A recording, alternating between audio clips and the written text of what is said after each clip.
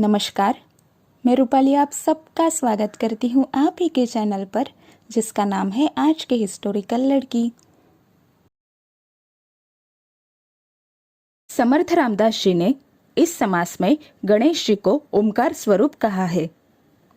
हम ओम इस शब्द में आने वाले अ, उ, म इन 3 वर्णाक्षरों और एक आधे अक्षर के बारे में जानकारी ले रहे थे।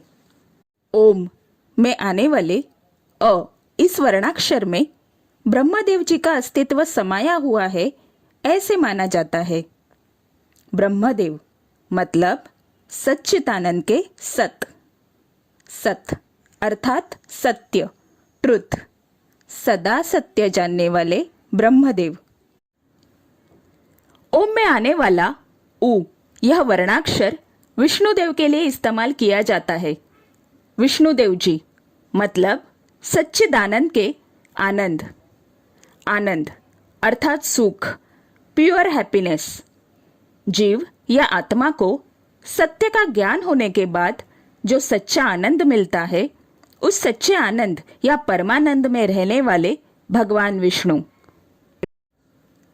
ओम में आने वाले म इस वर्णाक्षर से शंकर भगवान को संबोधित किया जाता है। सच्चिदानंद के चित्त, चित्त मतलब चित्त, चित्त अर्थात मन की जागृत अवस्था, कॉन्शियसनेस। सदा चित्त में मतलब चेतना में रममाण होने वाले भगवान शंकर। और इन तीनों अवस्थाओं को जिन्होंने पार किया है, ऐसे सद्गुरु, सच्चे साधु, संत, इन्हें ओम में आने वाले अर्धबिंदु या चंद्र बिंदु, जिन्हें आधा अक्षर माना गया है, उस आधे अक्षर से संबोधित किया जाता है। तीनों अवस्थाओं को पार करके जो पूरी तरह से सच्चिदानंद स्थिति में रममाण हो चुके हैं, मतलब सदा सत्य जानने वाले, संपूर्ण आनंद मतलब चिरकाल टिकने वाला आनंद प्राप्त कर चुके हैं और सदैव चित्त में रमने वाले ऐसे सद्गुरु, साधु, संत, अवतारी आत्मे। रोज सिर्फ 5 मिनट ओम का उच्चारण करने से मेंटल और फिजिकल मतलब मानसिक और शारीरिक लाभ मिलते हैं। हम उसमें से कुछ फायदे जान लेते हैं। ओम का उच्चारण करने से गले में कंपन की निर्मित होकर थायराइड की समस्या दूर होती है। ओम के उच्चारण से अस्वस्थता दूर होती है। शरीर के विषारी पदार्थ अर्थात टॉक्सिन्स दूर होते हैं। ओम के जप से शरीर का रक्त प्रवाह योग्य तरीके से होने लगता है। ओम का जप करने से रक्तदाब सामान्य होता है और दिल के दौरे से बचाता है। ओम के जप से पेट में कंपन होकर पाचन शक्ति मजबूत बनती है। ओम का जप करने से थकावट दूर होकर ताजगी का अनुभव आता है। शरीर में स्फूर्ति का संचार होता है। ओम का उच्चारण सोने से पहले करने से नींद जल्दी और गहरी आती है। ओम के जप से मन की शांति मिलती है और तनाव से स्थायी रूप से मुक्ति मिलती है।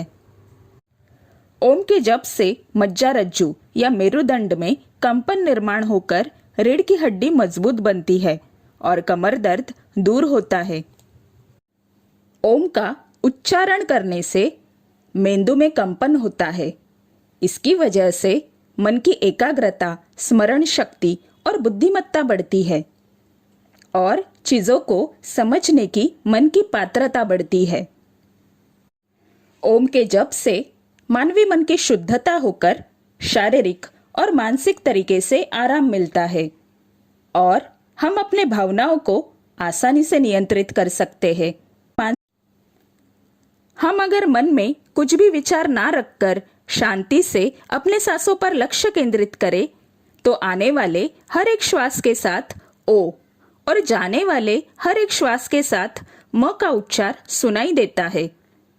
इसलिए बोलने की या सुनने की क्षमता ना होने वाले अर्थात गूंगे, कर्णबधिर या किसी भी प्रकार का अपंगत्व है, इस प्रकार के मनुष्य भी दीर्घ सांसों के साथ आसानी से ओम का जाप कर सकते हैं।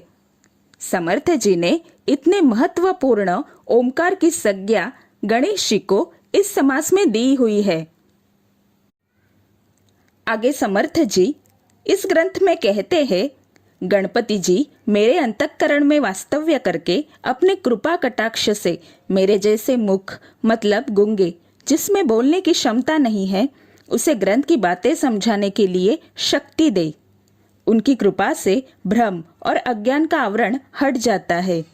सारी दुनिया निगल जाने वाला काल हमारा गुलाम बनता है। इस तरह से उनकी कृपा से विपत्तियां भय से कांपने लगती है और उनके नामस्मरण से ही विलीन हो जाती है। इसलिए ऐसे विघ्नहर्ता गजानन को सब विघ्नहर के नाम से जानते हैं।